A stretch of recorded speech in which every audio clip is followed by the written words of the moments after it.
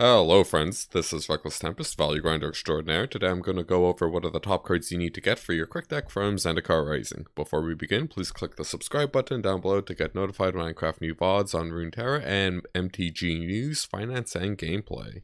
First up we have Feed the Swarm. It's 1 generic, 1 black for a sorcery, destroy target enchantment or creature an opponent controls, you lose life equal to its CMC. Now, the reason I think this is a pretty good card is obviously it gives us targeted enchantment removal for problematic things like Rule of Law, and maybe just annoying things like a Smothering Tithe or Rhystic Study. And this kind of competes with Pharika's Libation, which is the 3 mana edict where you make him either sack a creature or an enchantment. And the reason I like Feed the Swarm more is it's targeted, right? So if they have 2 enchantments and one of them's a Rule of Law and one of them is maybe a Spreading Seas or something else random, they'll sack the one they don't care about, and you're still going to get owned. So I like how Feed the Swarm's targetedness favors compared to Libation, even though you do lose life, which is very significant, because basically every 2 life you pay is a Lotus Petal you're losing. But yeah, I stand by it. I think Feed the Swarm's good. Next up we have Hagra Mauling. It's 2 generic, 2 black for an instant. Destroy target creature, and it costs 1 less if an opponent controls no basic lands. And its flip side is it's a non-basic land, comes into play tapped, and it taps for black. So the reason I think Mauling is super good is basically it's a spell land. We're going to see this as a consistent theme throughout the video. It'll make sure we maintain a reasonable land count in our deck, especially if you're running a budget version where maybe you don't have as much fast artifact mana like Soul Ring or Mana Crypt. It's going to be important to keep your land count high to make sure you can make all your land drops. But also this doubles over as spot removal, so we can deal with problematic creatures. Our next card is Malakir Rebirth. It's 1 black for an instant. Choose target creature, you lose 2 life until end of turn. That creature gains. When this creature dies, return to the battlefield tapped under your control. And on the flip side, it's just a black land that comes into play tapped. That isn't a swamp. I've seen a few Krrik lists run cards similar to this that are 1 black mana that can protect their Krrik, but I think this is way better for the same reason as Hagra Mauling. It's a land, so we're going to be able to cut a swamp and put this in our deck.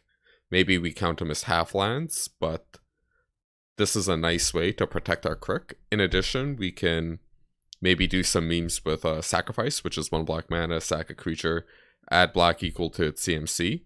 So if you Malakir Rebirth your Krrik, pay 2 life, and then you sack it, pay 2 life, you're going to get 7 mana out of that. So that's kind of a nice little combo within the fact that Malakir Rebirth is just very efficient protection for your commander, and it comes at a super low opportunity cost, because even if it's not that kind of game, you just play it as a land. Up next we have Palaka Predation. It's 2 generic, 1 black for a sorcery. Target player reveals their hand. You may choose a card from it with converted mana cost 3 or less. That player discards that card. It's also a non-basic, non-swamp land on the back that taps for black.